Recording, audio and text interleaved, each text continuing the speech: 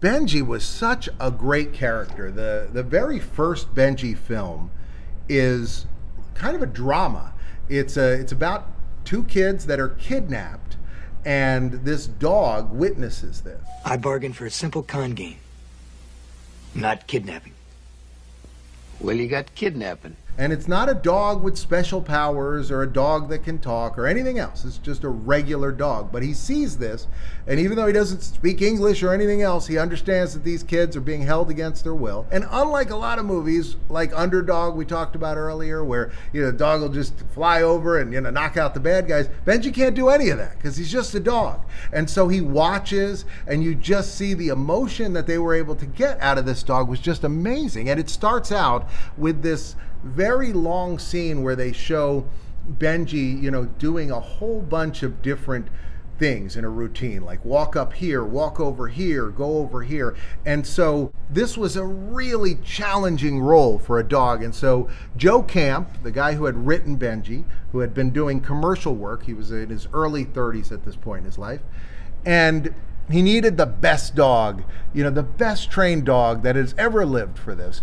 And so he reached out to Frank Inn, who is a great animal trainer in Hollywood. And he said, Frank, I need a dog that can do, and he went through all the stuff. And Frank said, I looked at him, and everything he said, I kept going, oh God, oh wow, okay, that too, all right. And so Frank sat there and he goes, well, in my entire career, I've only had one dog that can do all the stuff you're saying. And he said, and that's Higgins, who was the dog on Petticoat Junction.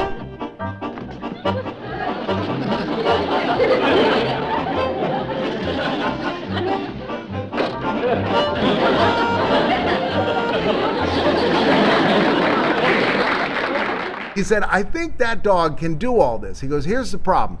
That dog has been retired for a few years. I mean, this is a dog I never thought would work again because it's an old dog.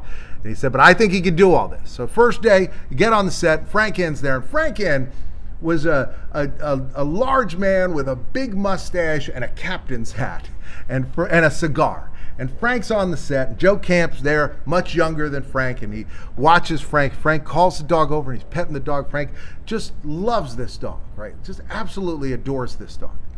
And he sets the dog down, and he goes, up, over, and he's screaming the whole time. He's like, up. And so Joe said he's sitting there, and he's getting more and more agitated watching this thing. This is horrible. This man's just screaming at this dog. But Benji's doing everything he's telling him to do. And then he gets to the end, pets the dog, gives the dog a piece of steak. And Joe goes, that's nice, but I'd like it if you wouldn't yell at the dog. And he goes, oh, this dog is almost completely deaf. He can't hear. He can't hear unless I yell at the top of his lungs. So if you watch that movie, every single frame of that film, that dog is being screamed at off set because the dog can't hear. So that was the first one, which came out in 1974. And then 2 years later, in 1976, Joe said, I'm going to do something different, but I really enjoy working with animals. So he made a movie called Homps. Homps, the story of 16 camels and the men who loved them. I hate camels! My men are going to get on those camels and ride them. Yes, sir. Outside the fort where people can see them. Wasn't a hit. Obviously, there's not a talking camel panel that I have later. It's not an elaborate, nobody else has a favorite camel movie that they can think of probably. So Homps did not do well, but Benji had a cameo in Homps. The next year, they wanted to do a sequel to Benji. And so this is 3 years after this dog had retired and come out of retirement to shoot this movie.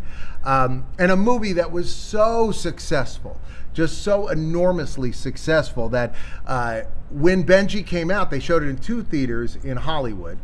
And Johnny Carson made jokes about it during his monologue.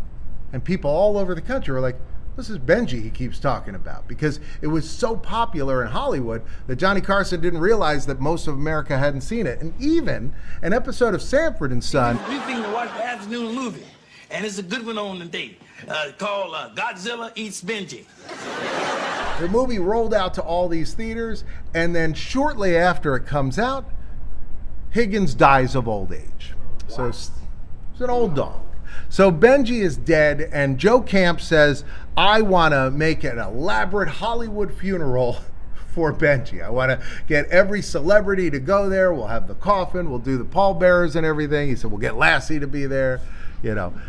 And Frank said, absolutely not. He said, we're not letting anybody know that this dog died. He said, I will get you another dog. He said, in fact, I think I have the right dog. Benji has a daughter named Benjean, and Benjean looks similar to Benji, has a little more white fur around her muzzle, but very similar. And so they made the sequel, For Love of Benji, which actually starred Benji's daughter. So this is 1977. 1978, they put out a film called Benji's Very Own Christmas Story. Going to be in every one of my homes on Christmas Eve, and that includes yours, and you can count on it. Thanks to you. It looks as if it's going to be Christmas as usual, eh? And the next Benji film he did was called Oh Heavenly Dog, which is possibly the strangest of all the Benji films. What am I signing? You're acknowledging that you are dead, and you agree to all the terms and conditions thereof. Final assessment assignment is to go back and solve your own murder. Wait a minute, those are animals. I'm not going back as an animal. And now, Hello? he's back Maybe you remember me. I was killed here. in an adult tale of murder, mystery, and forbidden love. I don't like being cute. I don't like being fluffy. I want some hands.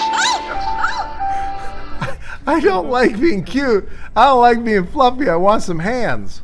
So kind of a swing and a miss. Another film in the Benji franchise was Benji Takes a Dive at Marineland. Take me away from the civilized world. I've gotta get myself a float. They filmed this at this aquatic theme park, kind of like SeaWorld kind of place.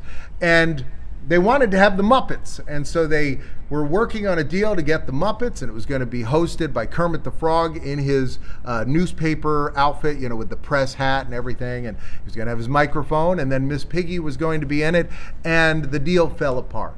So if you watch it, there are puppets. This puppet is the stand-in for Kermit. There's a female dog that's the stand-in for Miss Piggy. And if you watch it knowing that, the dialogue completely makes sense. Like, you can totally picture them saying all of it. Now, the interesting thing, you see this picture here at the bottom of Benji in the helmet. Now, there were a whole bunch of things with the helmet. First of all, Benji does dive and go swimming in the water, like underwater in this with an air apparatus. This is the first scuba diving dog ever in history, was Benji, and probably the only one. I don't imagine anybody's had a need to do this again. But that was the big selling point of this special, was that you were going to see this dog dive. Well, first thing they had to do was figure out a way to get the dog comfortable wearing this helmet. So this helmet, Frank said, was so heavy that it would weigh the dog's head down, so the dog couldn't walk with it or anything, but in water it was totally fine. And so he would put the dog in the swimming pool in his backyard, and Benji would have to swim to the other side, and he'd get a piece of steak. But he said the problem was